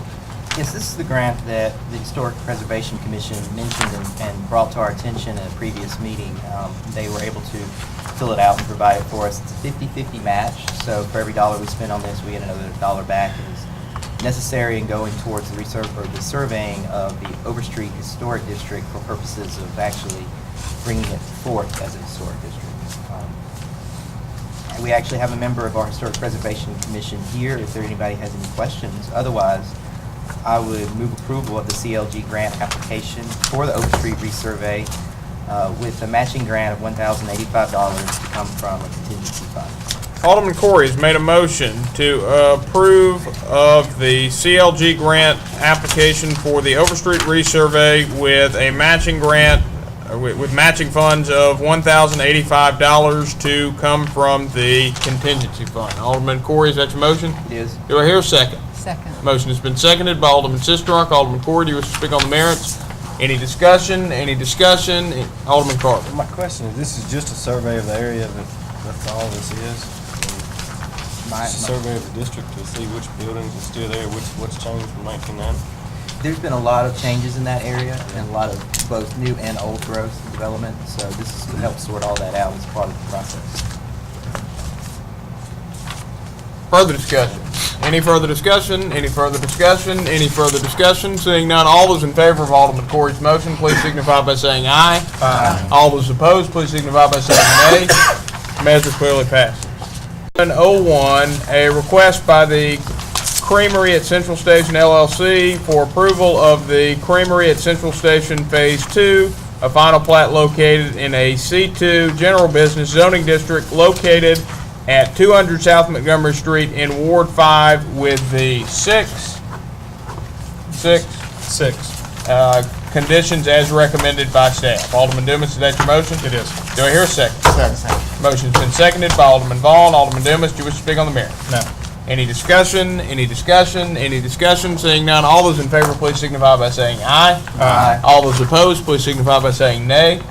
Measure clearly passes. The next matter on the agenda is the consideration of P&Z item number FP 11-02. Move approval with the 12 conditions as presented. Alderman Dumas has made a motion to approve of P&Z item number FP 11-02, a request by Little Properties Incorporated for approval of Highway 12 Extension Phase 2, a final plat located in C2 General Business Zoning District located at 982 Mississippi Highway 12 East in Ward 5 with the 12 conditions as presented by staff. Alderman Dumas, is that your motion? It is. Do I hear a second? Motion has been seconded by Alderman Vaughn. Alderman Dumas, do you wish to speak on the merits? No. Any discussion? Any discussion? Any discussion? Seeing none, all those in favor, please signify by saying aye. Aye. All those opposed, please signify by saying nay. Measure clearly passes, and Mr. Griffith, it looks like you get the night off. The next matter on the agenda is the request for adoption of the job description and authorization to advertise for the position of building official in the building codes and planning department. Mr. Boyd. Bring Mr. Griffith back up. Good evening, Mayor and Board. We're bringing to you tonight a job description for the position of building official in the building codes planning department. This is in connection with a approved item in the budget that was presented by Mr. Griffith and approved as part of this year's budget. You have before you the proposed job description for this position, and we would like to proceed with approving the job description and approval to advertise to fill this position. Questions or comments from the members of the board? Any questions or comments? Approval. Motion has been made by Alderman Dumas. I'm trying to get there in my packet. Does anybody? Okay. Motion has been made by Alderman Dumas to adopt the job description and authorize the advertisement of the position of building official in the building codes and planning department as presented by staff. Alderman Dumas, is that your motion? It is. Do I hear a second? Second. Motion has been seconded by Alderman Parker. Alderman Dumas, do you wish to speak on the merits? No. Any discussion? Alderman Carver. Does that salary range fall within the budgeted amount we put on that line item? Yes. Y'all want to speak to that? What it is, it falls within the salary range that is available with the shifting of part-time building inspection staff that we did have, and also cost sharing from enterprise funds that use the services of the building department. So, but it is with that, It's an in-budget item. Further discussion. Mr. Mayor. Alderman Perkins. Mr. Boyd, this person's title gonna be building official? Yes, sir, that's the proposal. Mr. Mayor, it is my opinion that we're getting too top-heavy in the city. It is my opinion that we are expanding government.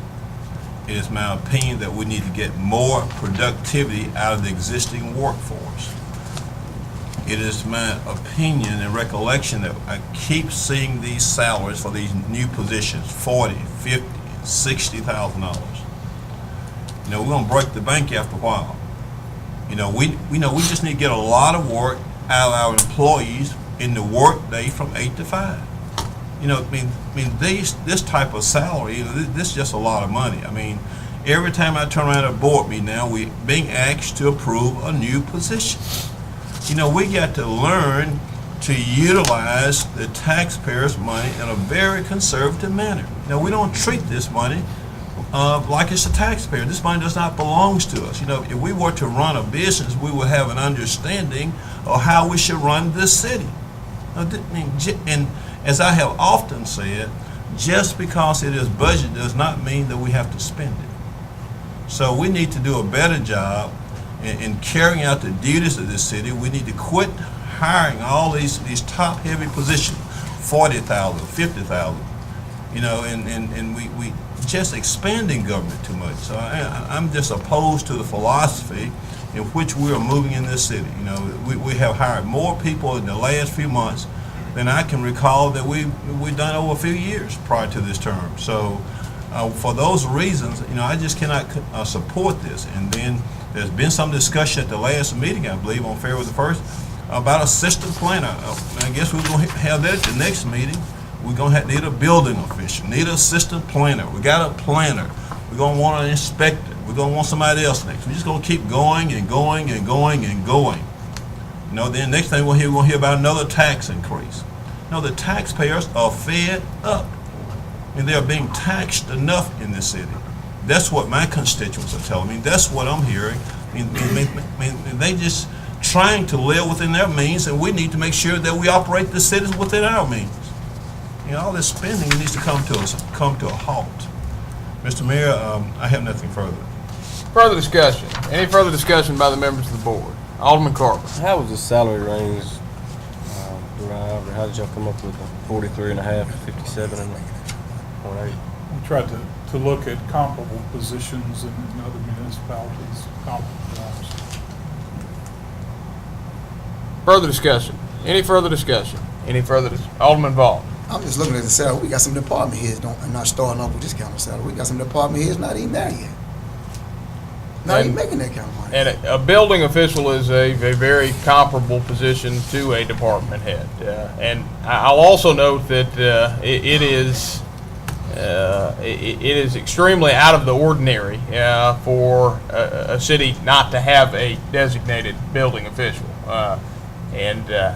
I think what you'll find if you search how other cities organize their building department, that we are very much outside the norm in not having somebody that is a designated building official to supervise building operations. I understand that. We keep on hollering about the budget. We don't have this. We don't have that. If we continue how, we're not going to have anything. And this is a budget neutral hire that will be made.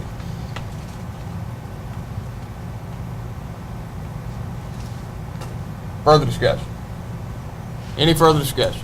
Any further discussion? Any further discussion? Any further discussion? Seeing none, we'll take this one by roll call. Please answer yay, nay, or abstain on Alderman Dumas's motion to approve of the adoption of the job description and advertisement for a building official as the city clerk calls your name. Alderman Parker, Yay. Alderman Corey, Yay. Alderman Dumas, Yay. Alderman Perkins, Nay. Alderman Bond, nay. Alderman Carver, Yay. Alderman Sistrunk, Yay. 5-2. By a vote of 5 in favor with 2 against, this measure passes. The next matter on the agenda is the adoption of the job description and authorization to advertise for the position of engineering technician, GIS coordinator in the Public Services Department. Mr. Boyd? Yes, we had an individual that carried the job title of information technology coordinator, I think was the position in the Public Services Department. That position primarily did the mapping GIS services for the department. That was a position that was budgeted at 30 hours per week with benefits. The individual in that position left. Our employment moved out of the area at the end of the year. We do need to fill that position. It's important that we keep our mapping and aspects up regarding that. And Mr. Devlin has looked with the other projects that are coming on with the expansion of services into the annexed areas and other projects occurring in public services. Mr. Devlin feels that he needs to look at expanding that to include the additional 10 hours per week in the aspect of engineering technician, using those services for work as explained on the job description. And this would be funded through the funds that were allocated for the IT position in public services, which is now vacant, as well as freezing the filling of a different position in new construction rehab, which would be performing a lot of these services. So those two positions would be combined and more than adequately provide the funding for this position. Questions or comments from the members of the board? Alderman I Dillon. got a couple of questions, Doug. And I'm in total agreement with needing this. Is the primary function of this GIS? Is it drafting? Is it engineering? What do you see when as? you look at the geospatial aspect of it, I mean, I can see this position not only serving public services, but the city as a whole. Right. Because Well, that's why I asked. rapidly becoming the portal in which all city business is being done is through the geospatial. Well, and I'm glad you say that, because that's, I have a hand in geospatial stuff somewhat. And so one thing I'm interested in is with the improvements we're making from the ITS side, if we cannot look at this so that it's more from the database, GIS database type scenario, because I think there's an opportunity here where we can really begin to integrate some of these services, so it's just what you say, a citywide approach. More than just a draftsman / GIS / engineering tech person. Yeah, it's kind of an integrator, person with integration right. Type skills. Is there education requirement? Engineers, for example, when you look at Mississippi State, for example, GIS is a geoscience function. So is it important that this person, as it's shown, be an engineer? A lot depends on when you advertise. You're going to get all kinds of people applying, and an engineering degree. Just saying you have to be a civil engineer. That's not important. The main thing is you get somebody who basically has an idea of engineering perspective. How a sewer system works, how a water system works. It basically just has the skills to basically integrate a lot of systems. So we're not really writing in stone. It has to be this particular degree or whatever. But definitely a college degree in one of these disciplines. Well, and one of the things I guess is where we show required associate's degree in civil engineering technology, engineering related drafting, or related fields. I guess the related field there is the operative word, obviously, because that gives the ability for others. But that, to me, from a professional standpoint, seems strong in the engineering side, just because of the preferences there of engineering. So we could insert a geosciences background. We did, if you go ahead on down, we did say the associates was the required, but if you look at the other aspects, the number 2, knowledge in computer-aided drafting and design, number 4, competent in performing basic engineering surveying calculations, so forth and so on. We felt like we tried to emphasize the hands-on practical experience aspect of it also. And I guess the last thing, this is just a general, and now this has nothing to do, but I've seen it in other cities where GIS people are part of the ITS department. And I know we've just gone through those communications of what's, and I have no problem with it reporting to Doug, but if this truly does have an engineering aspect to it and a whatever other aspect to it, when we look at more than just water and sewer and public works side of things, is it important that we just note that in this so that if in fact that is the position or the way we want this position to go, that it does have the ability to serve as truly the GIS coordinator for the city for all infrastructure, not just public works. Looks like you got an opinion here. Mr. Mayor, Jim, make sure, are you suggesting that this person has to have an engineering background that he reports to someone else? Oh, no. No, I guess my question here is if, I'm glad Doug said what he did, because I think it's time, and I think we have the need for a GIS coordinator for all of the city's mapping. Because I think that can serve not only Doug, but Edward and Ben from the standpoint of zoning and land use.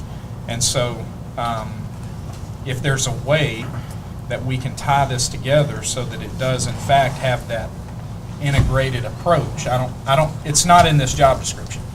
And I think we're spot on with what we're asking for here, but if there was a broader perspective that could be approached more so than just public services. All right. We did state in under the job functions, number 3, coordinates the city's GIS mapping and information system. Okay. Is there a way to reword that that you would suggest? I think that does it, but I just want to make sure that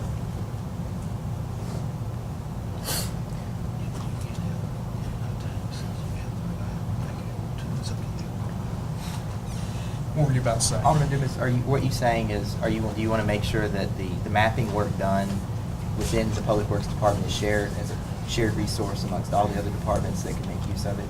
Well, not only the mapping work that he does, but also the mapping work that if we truly have a GIS coordinator, that it is cross-departmental. That it does work not only with public services and works, but it's also utilized by Ben and planning and by engineering and streets. When we had someone previously doing some of that work, that was kind of how it broke down, wasn't it? You mean as far as supporting other departments? Right. Yeah, I mean, Ruth, when she was here, would help anybody with anything she had. Yeah. And that's how I visualize this position to be, because, you don't want to have a GIS person working in one department, one in another, one in another. You just need one person who's kind of the gatekeeper of all these things. And, whether it ends up reporting public service, that doesn't really matter. I just happen to have an immediate need for updated mapping. So. And I guess my key thing there is that, beforehand, we didn't have the infrastructure in place for an individual to be housed as an integrated approach like we do now with ITS, which is cross-departmental. Beforehand, I was under the impression that an employee had to be stuck in a department because there was not this cross-departmental aspect like ITS is, which serves all departments. And so I wonder if this can't then be revised to be a position that is under the director of ITS or the ITS coordinator. And I'm not trying to get into I don't want to beat this thing to death, because I think Doug's right on. I think we have to look at it. It's a need. But I just want to be sure that when the needs arise, obviously with all the planning issues we're going through now, with all the infrastructure changes we're going through with the engineering aspect, that they all have equal opportunity to use this individual from the GIS standpoint. Because I think we're severely lacking in our mapping and our GIS abilities for the city. Severely. And I think with the way GIS technology is going now, it's much more about database and web portals and web tools than it is the actual sitting down at a computer and working it out, because it's shared data, it's a number of things. Mayor, may I be recognized briefly? You may. Board members, to the extent there are ambiguities in your mind about scope of the work or report lines in the work, my advice would be to revise the description and spell out exactly what you guys need prior to an action item. How time sensitive is this stuff? I've done without it for a couple of months now. Well, Mayor, I move that we table this, and with that, I would like the ITS or the Technology Committee to look at this to further revise this job description before it's brought back to the committee, or back to the board. Motion has been made to table the request for the adoption of the job description, authorization to advertise for the position of engineering technician, GIS coordinator in the Public Services Department, and refer the matter to the Technology Committee. Alderman Dumas, is that your motion? It is. Do I hear a second? Second. Motion been seconded by Alderman Carver. All those in favor, please signify by saying aye. Aye. All those opposed, please signify by saying nay. Measure clearly passes. Thank you. And that will conclude everything but matters scheduled for executive session. And we have quite a bit of material to work through in executive session tonight, and we've been sitting here for a while, so I would suggest, or I will, without objection, move us into a brief recess. Is there any objection? Any objection? Any objection? Seeing none, we'll stand in recess. The passage of time. We have shared your joy at the birth of your children, and proudly we have watched them grow. We've taken care of your health care needs during the good times and the not so good. Your parents and grandparents have depended upon us. Together we have shared the struggles and the wonders of life. At Oktibbeha County Hospital, we are celebrating 30 years of being your lifelong choice in health care.